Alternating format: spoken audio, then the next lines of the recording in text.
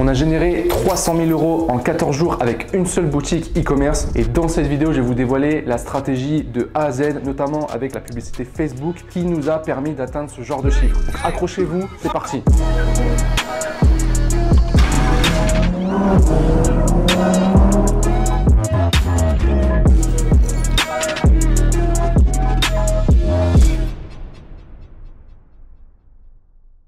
Donc je vais tout de suite vous montrer les chiffres directement sur mon ordinateur.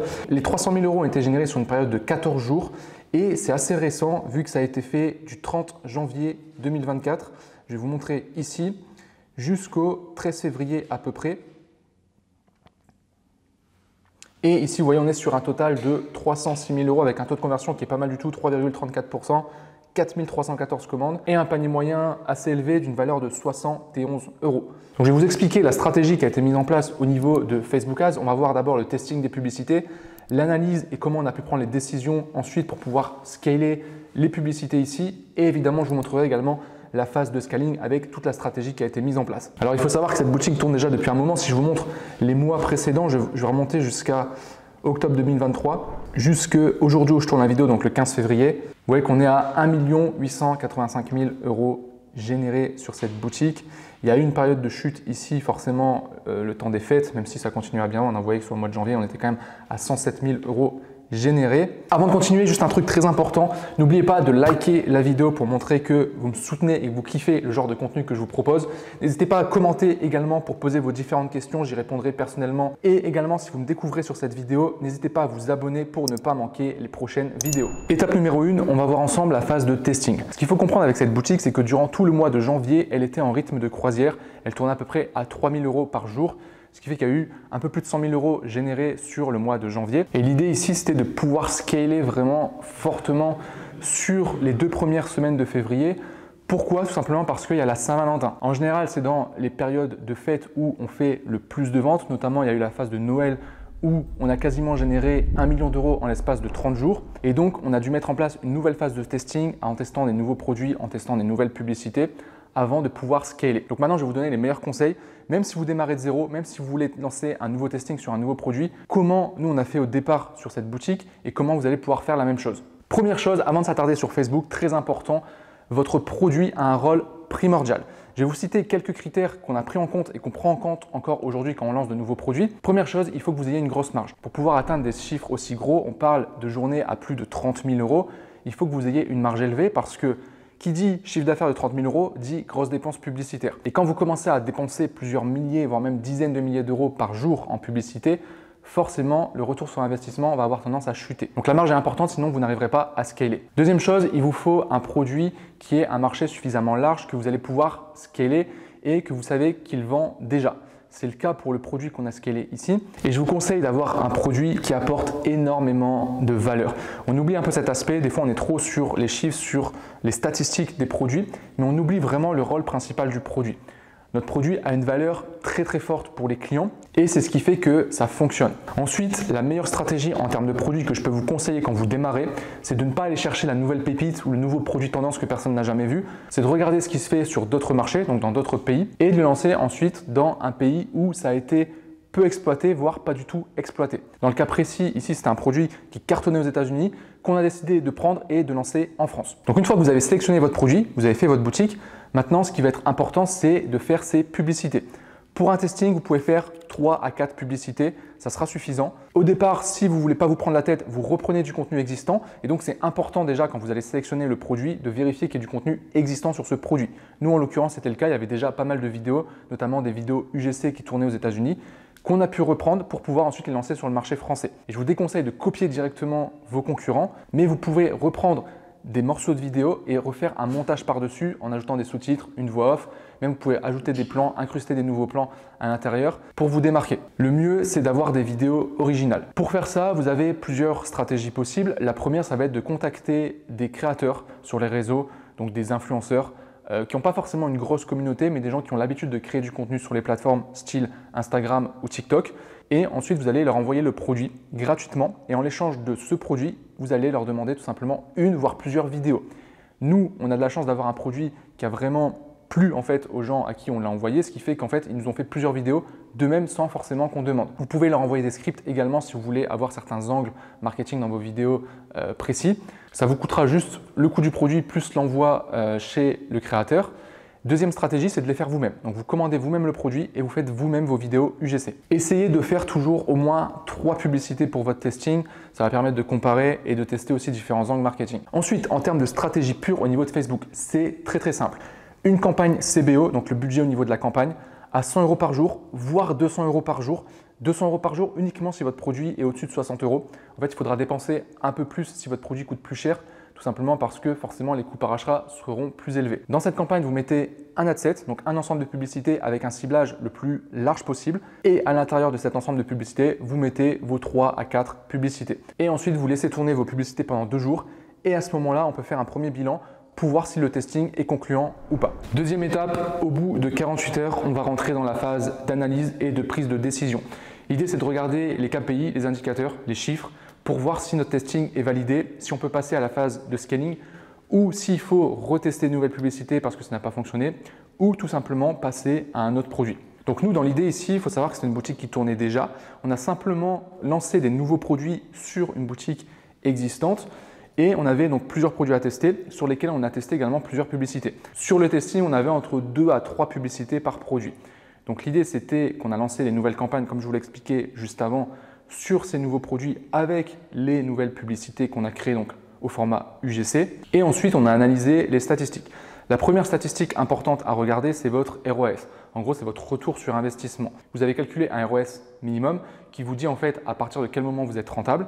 Si vous avez un ROAS sur cette publicité ou sur votre campagne qui est au-dessus de ce ROAS minimum, ça veut dire que vous êtes rentable, vous gagnez de l'argent.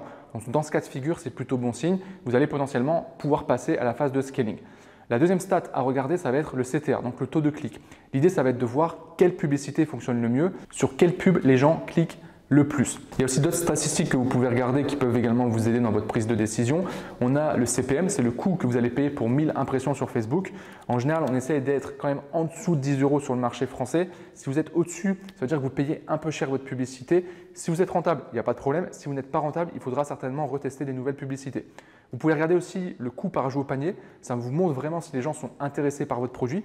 Si vous avez des visites sur votre site mais que les gens n'ajoutent pas au panier, ça veut dire que le produit ou l'offre n'est simplement pas assez intéressante ou alors qu'ils n'ont pas confiance envers votre site internet. Donc moi, je vais vous montrer les statistiques qu'on a eues juste après sur mon ordinateur. Comme ça, vous verrez vraiment les chiffres exacts.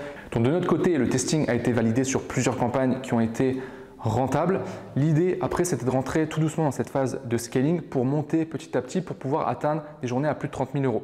Petite parenthèse sur la partie logistique, vous n'êtes pas obligé de faire du stock dans cette phase de testing. Vous pouvez faire votre testing en dropshipping au départ. Ça vous permet d'éviter d'investir de l'argent dans du stock et ça limite le risque. Par contre, une fois que votre testing est validé, je vous conseille soit de faire une commande de stock. Nous, c'est ce qu'on a fait ici directement. On a fait une grosse commande du stock parce qu'on avait la trésorerie. Vous n'êtes pas obligé de faire une commande de plusieurs milliers de pièces. C'est à vous de voir et de négocier avec votre fournisseur ou votre agent privé pour pouvoir négocier sur la quantité. Moi, personnellement, j'ai déjà fait des commandes de stock avec 30, 40, 50 pièces sur des nouveaux produits. Donc, vous pouvez le faire comme ça pour limiter le risque. Et ensuite, l'idée, c'est que vous réinjectez en fait vos bénéfices au fur et à mesure dans du nouveau stock que vous allez faire grossir au fur et à mesure. Une fois qu'on a validé notre testing, on va rentrer vraiment dans la phase de scaling. Je vais vous montrer concrètement jour par jour ce qui a été mis en place. Comme ça, vous allez pouvoir répliquer la même stratégie qu'on a utilisée sur Facebook de votre côté. Donc là, je me suis mis sur la période du 13 janvier au 13 février. Je vais me mettre ici directement à partir du 30 au 13. Donc vous voyez ici au niveau des chiffres, on est sur un montant de 72 000 € dépensés pour 213 000 € au total. Ce qu'il faut savoir, c'est qu'il n'y avait pas uniquement Facebook qui tournait sur cette boutique. Il y avait aussi du Google Ads, du TikTok Ads et du Snapchat Ads.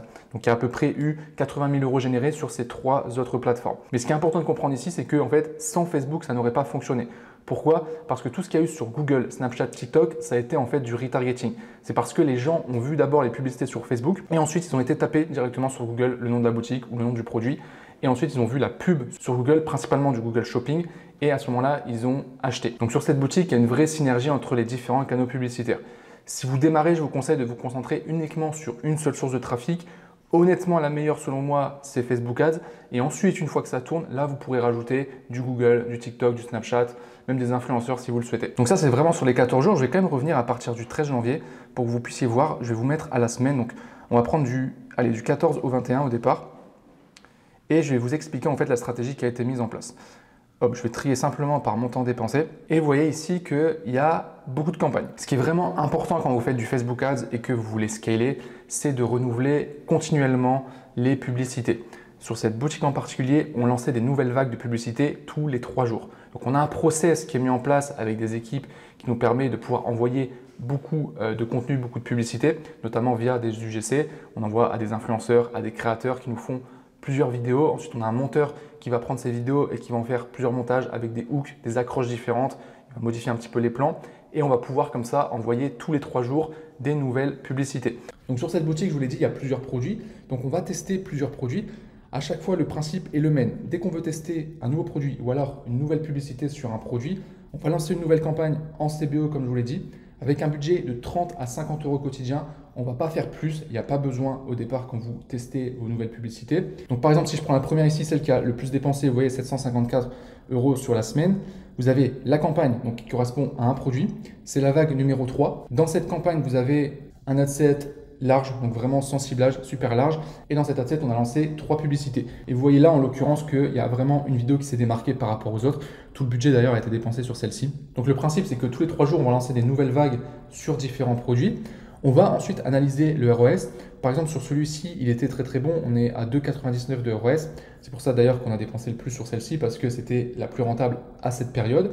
Et l'idée, c'est de laisser tourner comme ça pendant plusieurs jours à 30-50 euros. Et comme je vous l'ai dit, tous les 3 jours, on va lancer des nouvelles campagnes. Donc, c'est toutes les campagnes qui sont là, des nouveaux tests. Par exemple, au bout de quelques jours sur le produit, quand on voit que les pubs commencent à s'épuiser ou que ça commence à baisser en termes de rentabilité, on va renouveler les publicités, relancer une nouvelle campagne à chaque fois, remettre les 2-3 publicités et refaire la même structure que je vous ai montré juste là. Donc là, on était plus dans une phase de testing où on testait différentes campagnes. Ça vous fait quand même un gros montant de dépenses, mais c'est normal, c'est parce qu'il y a beaucoup de produits sur la boutique. Et comme on a du budget et qu'on veut aller vite, on se permet de lancer vraiment beaucoup de campagnes à la fois. Évidemment, quand vous démarrez sur un nouveau produit, vous allez peut-être lancer 1 voire 2 campagnes maximum au départ.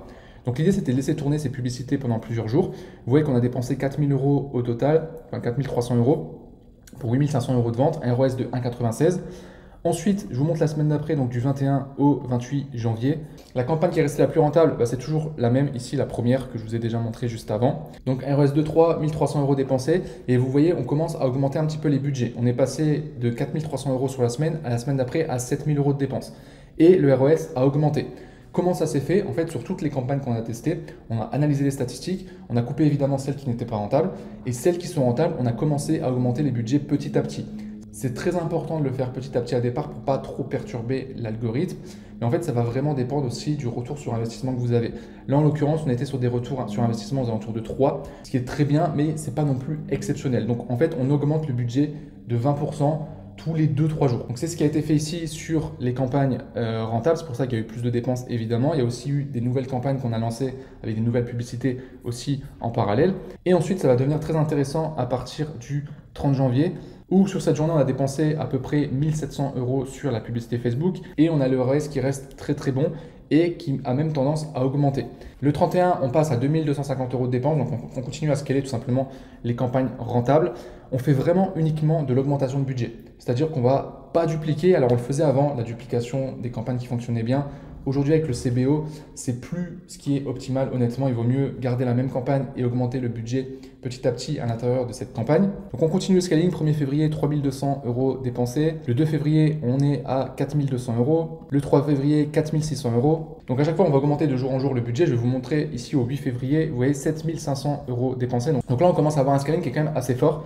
Quand on met du 7500 euros par jour, évidemment, déjà il faut de la trésorerie forcément, mais on commence vraiment à avoir des résultats intéressants. Vous voyez que en fait, sur cette journée du 8, on a dépensé beaucoup plus d'argent, mais on a un ROS qui est de mieux en mieux, 3,26. Donc en général, quand on scale, on a tendance à faire baisser le ROS, ce qui est normal.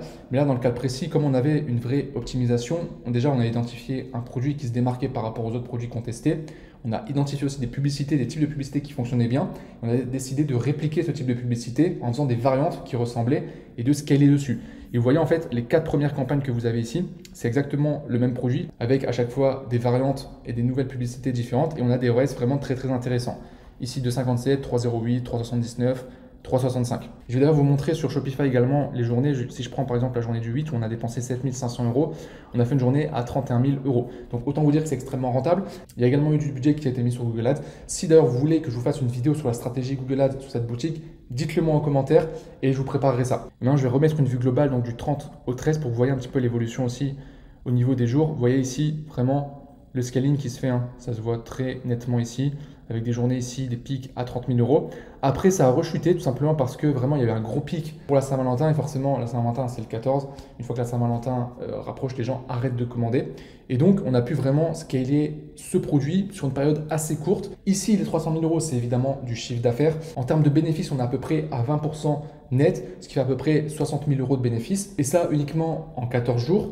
Donc c'est une très très belle perf. On arrive maintenant au terme de cette vidéo. J'espère qu'elle t'aura plu. J'espère que tu auras appris des choses. Si jamais tu as des questions par rapport à ce qu'on a vu, n'hésite pas à les poster en commentaire. J'y répondrai personnellement. N'oublie pas également de laisser un like sur la vidéo.